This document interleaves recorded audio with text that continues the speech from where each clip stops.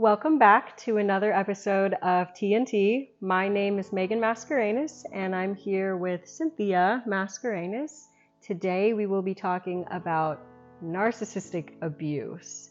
So let's start out with defining narcissistic abuse.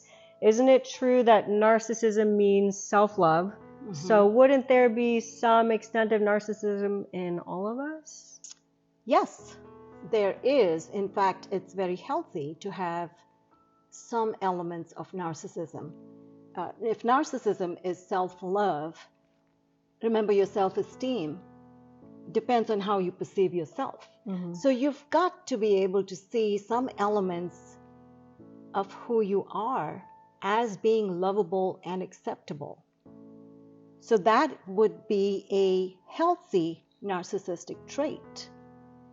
However, narcissistic abuse is seen more in a toxic form of narcissism.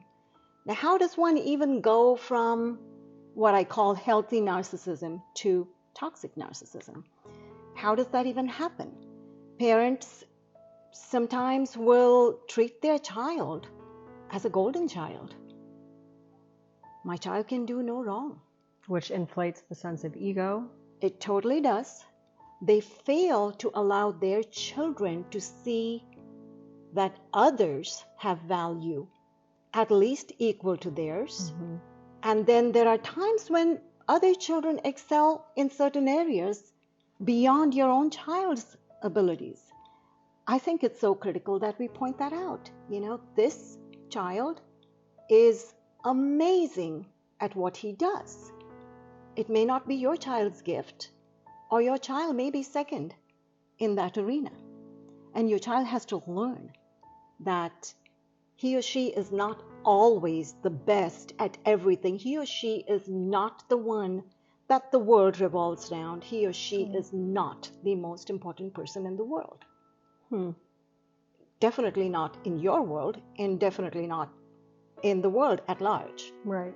But then there's another side to how healthy narcissism can evolve into toxic narcissism. So what you're talking about here is not necessarily inherited, but rather a learned behavior? Yes. So we all have traits we inherit, right? My dad could eat ice cream every day, hot dogs, bologna, anything loaded with fat, cookies, what have you, and he never gained an ounce. He did love bologna sandwiches. So, there are people who would have loved to inherit that trait from my dad. Mm-hmm. But I don't think my mom would have gotten away with the same diet as my dad. She had to be careful. So we all inherit traits, which just means that we have to work harder at something that somebody else does in that same area. Right? Okay. So you have narcissistic traits, you inherit some amount of them. You could inherit a little more than what's healthy for the average person, which means you have to work harder at suppressing that excessive obsession with yourself. Your parents may have to notice it really early, although I will say they may not be the ones that can fix it. They can help you, but even ongoing as an adult, if you don't keep that self-inflated view of yourself under check, you can't blame your parents for that. Sure. It's you who've made the choice to just feed it and let it grow into some kind of a monster. So yes, you inherit traits. It is learned behavior as well. So if you have a narcissistic parent, you could emulate that parent. Right. You could enjoy the feeling of power they have. You see that and you want that. So you begin to become the one that wants to walk in the room and have everyone go, wow, just because that's what you saw happening, maybe to a parent, maybe to a peer, maybe to a coworker. Mm-hmm. Well, I imagine if it is a parent, it's also very normalized in your own life. That's right, it is. Because if the parent doesn't see anything wrong with that, you're not going to learn that there is, in fact, something wrong with that. You are not the best thing since sliced bread. there are others who have opportunities and accomplishments, and they require just as much recognition as you desire for yourself. Right. And what you were saying, if we all carry some narcissistic tendencies, I can imagine it would be difficult to diagnose at a young age.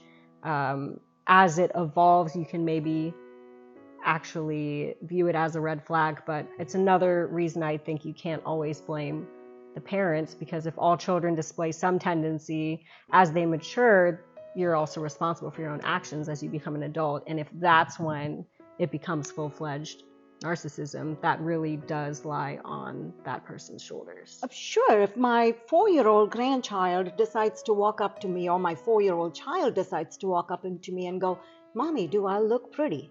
Or, "Mommy, do I look handsome?" You need to say, yes, you do. Because that is how you encourage your child to appreciate their own appearance. Right. But when a 40-year-old man or a 40-year-old woman walks in the room and says, "How do I look?" or "Do I look handsome?" It's attention-seeking behavior. They want that affirmation. They somehow haven't outgrown their need to have other people tell them they're pretty or tell them they're wonderful. We all need to hear it to some degree. Right.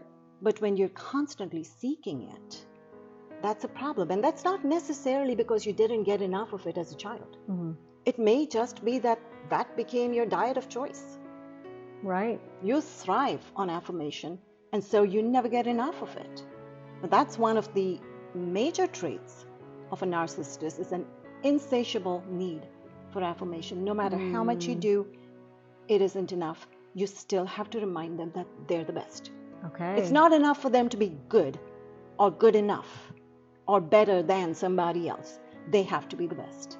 Right. So that takes it to a whole different level. Now, does that mean that narcissist who really wants to be appreciated and affirmed all the time is abusive? Not necessarily. Not all narcissists are abusive, and not all abusers are narcissistic. Right. But when you get the two together, a narcissist with abusive tendencies, you've hit the jackpot.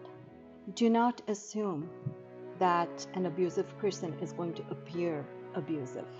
And by that you mean it doesn't have to be overt physical abuse in order to be classified as abuse? Abuse is any form of tipping the scales of power. You need power over your domestic partner, your spouse, your children, your parents. Children abuse parents. Sure. So if you have a need to tip the scales and there is an imbalance of power where the other person has been left in a situation that now allows you to exploit them, that is abusive. And it can take emotional, verbal, sexual. There's marital abuse, there's sexual abuse within a marriage, there's sexual abuse in non-intimate relationships. Rape would be one of them, from a non-intimate partner. So there are all kinds of possibilities in how and what form abuse takes. So an abusive person does not appear to be mean and vile. A mean and vile person that appears to be mean and vile is very overtly abusive.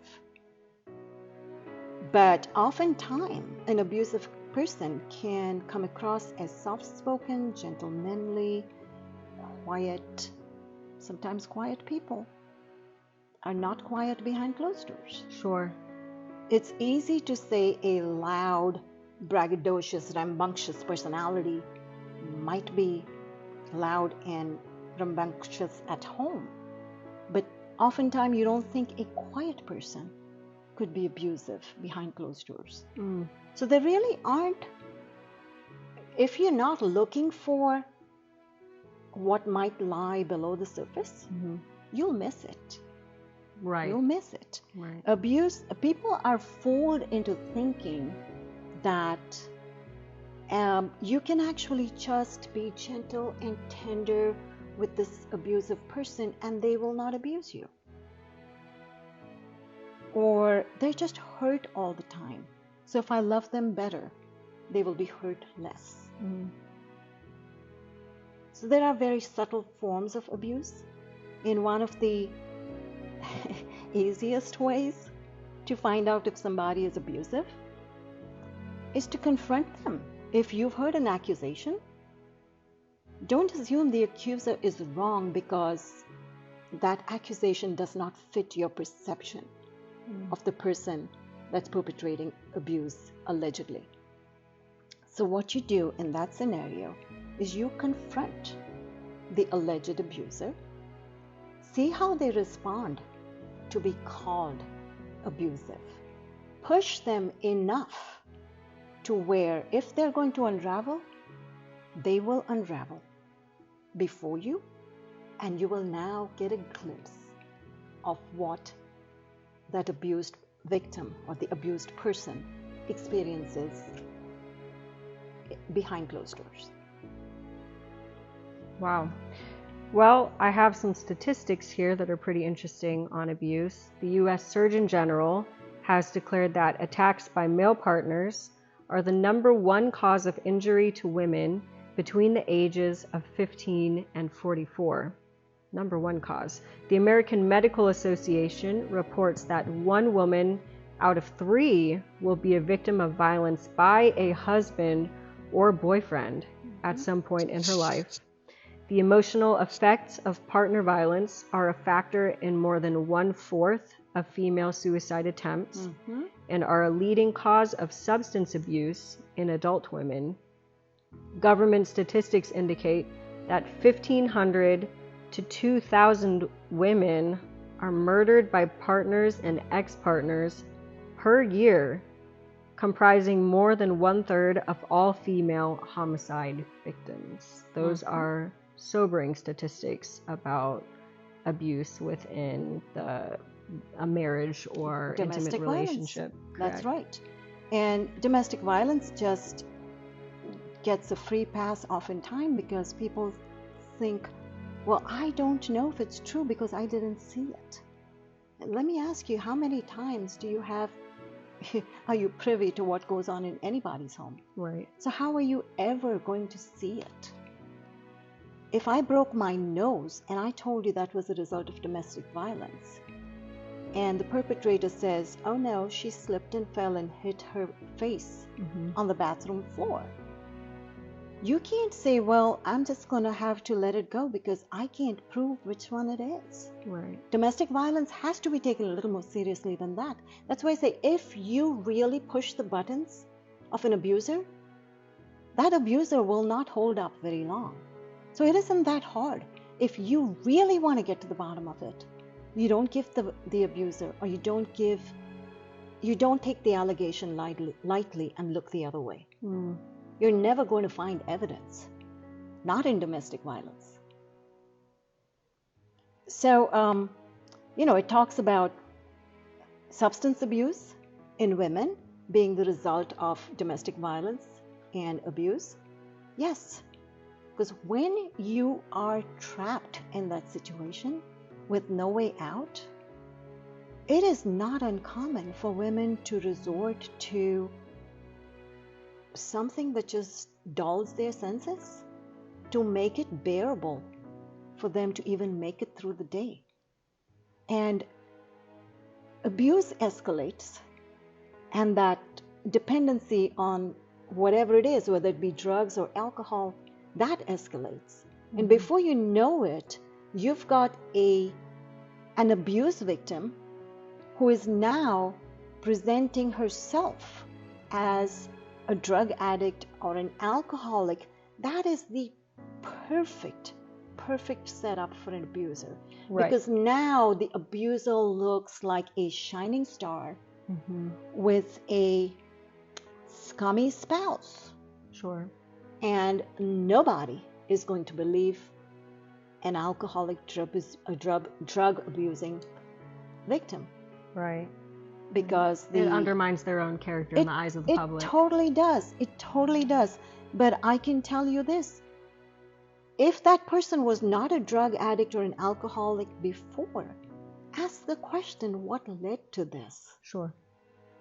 How did it even become permissible in a loving relationship that a spouse stands by and watches his wife become a drug addict or an alcoholic without seeking help, without drawing attention to the problem, unless the problem is an abusive spouse? Right. I know I wouldn't stand by if my kids or my spouse was abusing alcohol. I wouldn't hold that as a secret. I'd be out there trying to get all the help possible for the one I love. Well, that is a very thorough and sobering and eye-opening overview of narcissism and narcissistic abuse. We have a lot more to discuss on this matter. Would you like to talk about this book that has led to a lot of insight on your part in your research? Yes. Now, this is a book that I strongly recommend everybody read. Whether you are concerned about being in an abusive relationship or not, you should read it, because it gives you insight. And that insight would be so contradictory to what you may have thought. It's a great read, it's very insightful, and it will save your life or somebody else's. So this is called Why Does He Do That? Inside the Minds of Angry and Controlling Men. It's written by Lundi Bancroft. I'll hold it up here for you for a second, and so we'll you can get a view. include the details in the description of the video as well. So thank you. Thank you for joining us. We hope to have made a difference in your life today. There are things here that I've spoken about today that I wish I knew before. I am so glad that I can share this information with my daughter. And I am so glad that I can share this information with you. So knowledge is power. Get your knowledge, get educated, and increase and improve your chances of being safe as you move along in life. Thank you for joining us. We have plenty more to go on narcissistic abuse. Stay tuned, subscribe to our YouTube channel, and don't miss a thing. Take care.